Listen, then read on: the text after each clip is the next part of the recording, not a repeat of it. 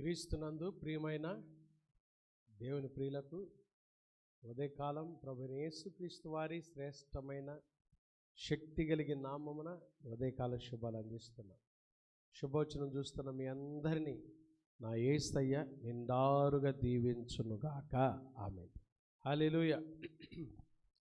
ఈరోజు శుభోచనం కొరకు ఎలా ఉన్నారు? ఆరోగ్యంగా ఉన్నారా? ప్రభుని స్తుతిస్తూ ఉన్నారా? ఉదయం లేచి మరొక నూతన దినాన్ని ప్రసాదించిన యేసయ్యకు కృతజ్ఞతాస్తుతులు చెల్లించారా? మనం ఈ రోజు వరకు కూడా భూమి మీద సజీవులముగా ఉన్నాము అంటే అది కేవలం యేసయ్య కృప ద్వారా మాత్రమే. మన గొప్పతనం ఏమన్నుందా? మన గొప్పతనం ఏమీ లేదు. కృపగల దేవుడు ఆయుష్ ఆరోగ్యం ఇచ్చి మరొక నూతన దినాన్ని చూసే భాగ్యాన్ని ఇచ్చినందుకు వి షుడ్ ప్రైజ్ గాడ్. దేవునికి వందనాలు చెల్లించాలి. ఈరోజు శుభోచనం కొరకు సామెతల గ్రంథం 26వ అధ్యాయం, సామెతలు 26:27 వచనం. గుంటను త్రవ్వువాడే దానిలో పడతాడు, రాతిని పొర్లించు వాని మీదకి అది తిరిగి వచ్చు. మరలా చదువుతాడు. గుంటను త్రవ్వువాడే దానిలో పడును. గుంటను త్రవ్వువాడే. చాలాసార్లు ఇలాంటి వాళ్ళు మనకి విశ్వాస జీవితంలో తారసపడుతుంటారు, ఎదురవుతుంటారు.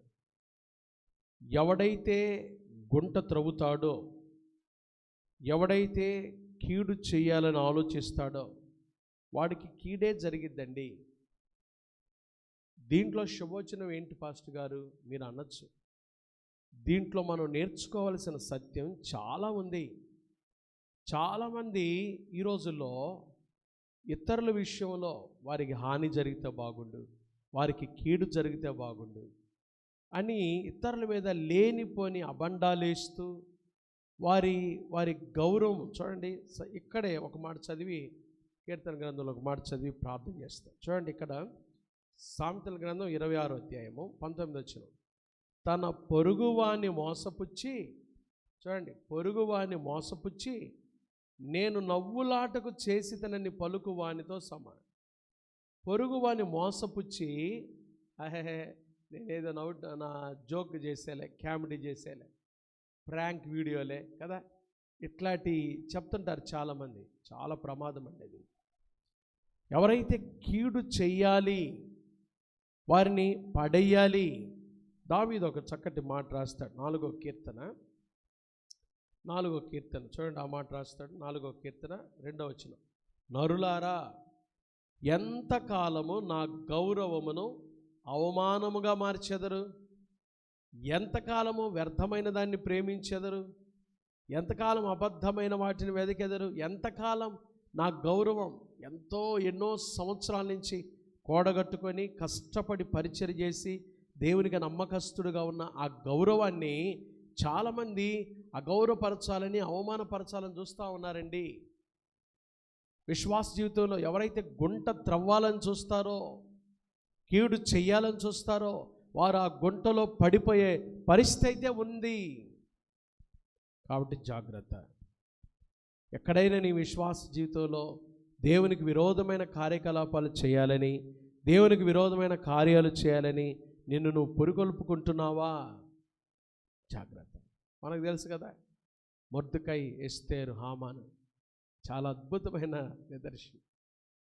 చూడండి, మొర్దెకైకి హామానుకు రాజు పక్కన సీటు, చాలా గొప్ప ఆధిక్యత, చాలా గొప్ప ఆధిక్యత అండి. హామానుకి 127 సంస్థానాల్లో అహష్వేరోషు రాజు దగ్గర మంచి ఆధిక్యత. ఒక్క మొర్దెకై తనకు నమస్కారం చేయటంలా. ఏమైంది పోని? ఏమైందండి? ఏమైంది? ఉంటారు ఇప్పుడు, నువ్వే చెయ్యి.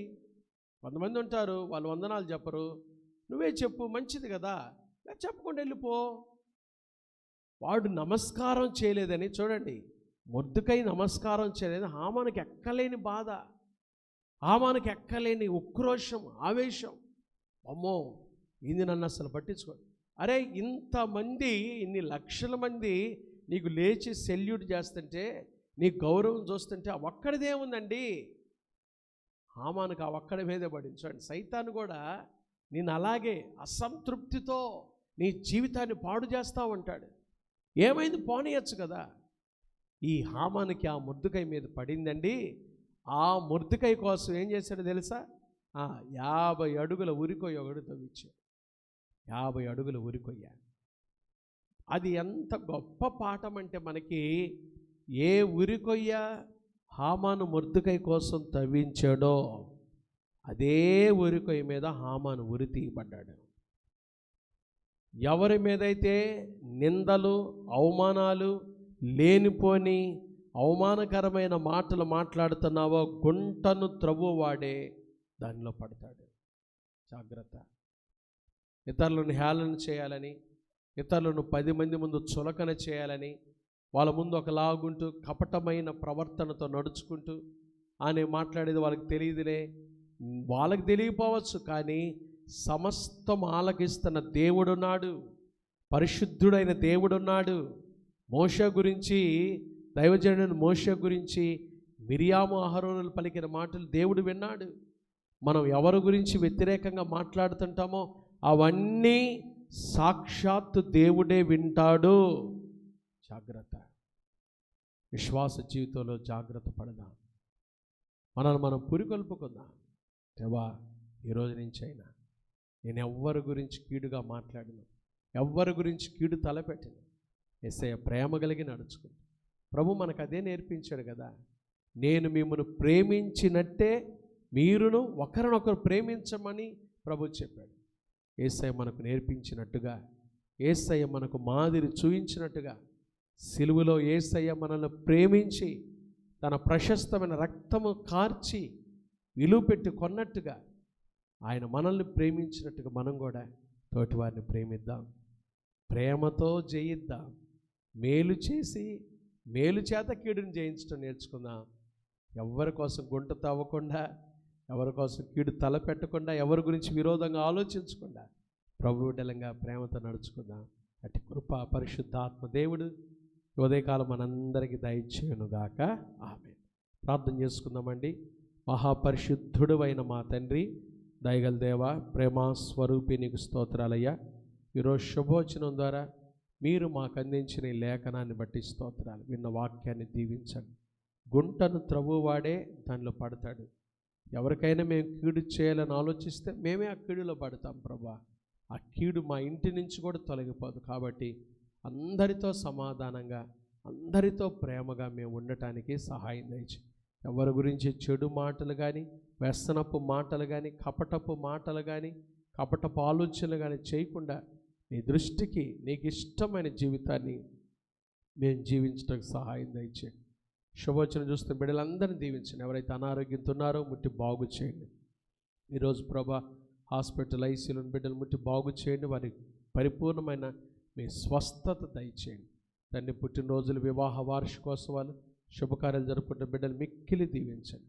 చిన్న బిడ్డలు మొదలుకొని పెద్దవారి వరకు వారు వెళ్తున్న స్కూల్స్, ఆఫీసులు, కార్యకలాపాలు, రాకపోకల్లో మీ కృపాక్షేమాలు తోడుగా ఉంచండి. వ్యాపారం చేసుకుంటున్న వారి వ్యాపారాలు దీవించండి. ఉద్యోగాలు చేసుకుంటున్న వారి ఉద్యోగాలు దీవించండి. నిరుద్యోగులకు ఉద్యోగ భవిష్యత్తు దయచేయండి. చేతుల కష్టార్జితం చేసుకుంటున్న బిడ్డలను దీవించండి. పెట్టుబడులు పెట్టిన వారి పెట్టుబడులు ఆశీర్వదించండి. గర్భిణీ స్త్రీలకు సుఖమైన ప్రసవం దయచేయండి. గర్భలేని తల్లులు వారి గర్భాలు తెరవండి. తండ్రి, ఏకాంగులను సంసారులుగా చేయండి. కోర్టు సమస్యలతో నలిగిపోతున్న వారికి పరిష్కారం దయచేయండి, నెమ్మది దయచేయండి. తండ్రి, ఈరోజు ఇంటర్వ్యూలకు అటెండ్ అవుతున్న బిడ్డలకు జ్ఞాపకం చేసుకొని, పరీక్షలు రాస్తున్న బిడ్డలకు విశేషమైన జ్ఞానం దయచేయండి. వారు ప్రక్కనే మీరుండి రాయించి మీ సహాయం దయచేయండి.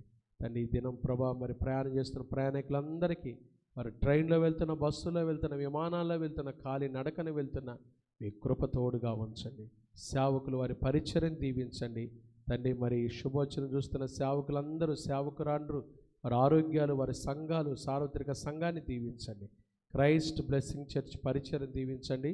వచ్చే మాసం 8, 9 తారీఖులో జరగనయ్యున్న తండ్రి మరి వార్షికోత్సవ సభలను కూడా మీరు దీవించి ఆశీర్వాదకరంగా జరిగించి మహిమ పొందమని మీ చేతులకు ఎత్తుపట్టుకుంటూ యేసు నామమున ప్రార్థిస్తున్నాం తండ్రి. ఆమేన్. త్రియేక దేవుని ప్రేమ, కృప, సమాధానములు ఉదయకాలం శుభోచనంలో పాల్గొన్న దేవుని ప్రియులందరికీ, సంఘమంతటికి, సార్వత్రిక సంఘాలకు, సకల కోటి పరిశుద్ధులకు ఇప్పుడు ఎల్లప్పుడు ప్రభు రాకడ పర్యంతము తోడయుండునుగాక. ఆమెన్. God bless you. దేవుడు మిమ్మల్ని దీవించునుగాక. ఆమెన్.